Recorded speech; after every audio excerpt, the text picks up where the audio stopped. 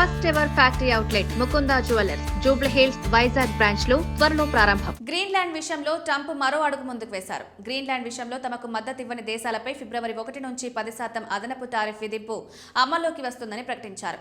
అదే సమయంలో అప్పటికి దిగిరాకపోతే ఆయా దేశాలపైన 25% అదనపు టారిఫ్ జూన్ నుంచి అమల్లోకి వస్తుందని స్పష్టం చేశారు. డెన్మార్క్ లో భాగంగా ఉన్న గ్రీన్లాండ్ ను జాతీయ భద్రత పేరుతో స్వాధీనం చేసుకోవాలని ప్రయత్నిస్తున్నారు.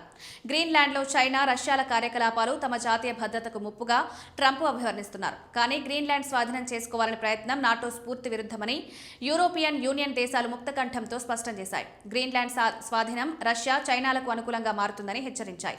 బ్రిటన్ అధ్యక్షుడు ట్రంప్ టారిఫ్లపై స్పందించారు. అదనపు టారిఫ్ పేరుతో హెచ్చరించడం ఘోర తప్పిదమని కీర్ స్టార్మర్ అన్నారు. ఎలాంటి బెదిరింపులకు లొంగబోమని ఫ్రాన్స్ అధ్యక్షుడు ఇమాన్యుయల్ మెక్రాన్ ప్రకటించారు.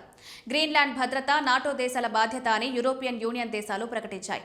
దీంతో ఆయా దేశాలు గ్రీన్లాండ్కు తమ భద్రతా బలగాలను తరలించాయి. డెన్మార్క్, అమెరికా రెండూ కూడా నాటో దేశాలే. నాటో దేశాలపై ఇతర దేశాలు దాడి చేస్తే ఉమ్మడిగా దాడి చేసే ఒప్పందంతో నాటో ఏర్పడింది. ఇప్పుడు నాటో దేశంపైనే ట్రంప్ దాడికి ప్రయత్నించడం ఇతర నాటో దేశాలు ఆగ్రహం వ్యక్తం చేస్తున్నాయి.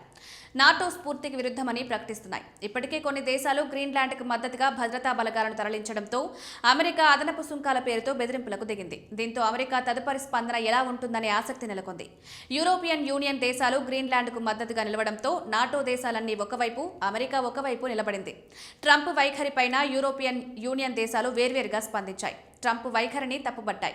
గ్రీన్లాండ్ రక్షణ తమ బాధ్యతగా ప్రకటించాయి. దీంతో అమెరికా కొంత సందిగ్ధంలో పడింది. నాటో దేశాలు గ్రీన్లాండ్ భద్రత కోసం ప్రయత్నిస్తుంటే ఆ దేశాలపై అదనపు టారిఫ్ పేరుతో బెదిరించడం తప్పిదంగా బ్రిటన్ అధ్యక్షుడు అభివర్ణించారు. గ్రీన్లాండ్ ఎప్పటికీ డెన్మార్క్ లో భాగమని పేర్కొన్నారు. అదనపు టారిఫ్ పేరుతో బెదిరించడం సరికాదని, అలాంటి వారికి లొంగబోమని ఫ్రాన్స్ అధ్యక్షుడు మెక్రాన్ ప్రకటించారు. మిత్ర దేశాల మధ్య విభేదాలు చైనా, రష్యాలకు ప్రయోజనంగా మారతాయని EU విదేశాంగ శాఖ విధాన చీఫ్ ఖాజా అభిప్రాయపడ్డారు. తమను బ్లాక్మెయిల్ చేయలేరంటూ స్వీడన్ ప్రధాని ఉల్ఫ్ క్రిస్టెన్స్ ప్రకటించారు. అంతర్జాతీయ చట్టాన్ని కాపాడడానికి యూరోపియన్ యూనియన్ ఎప్పుడూ దృఢంగా ఉంటుందని యూనియన్ కౌన్సిల్ అధ్యక్షుడు ఆంటోనియో కోస్టా స్పష్టం చేశారు.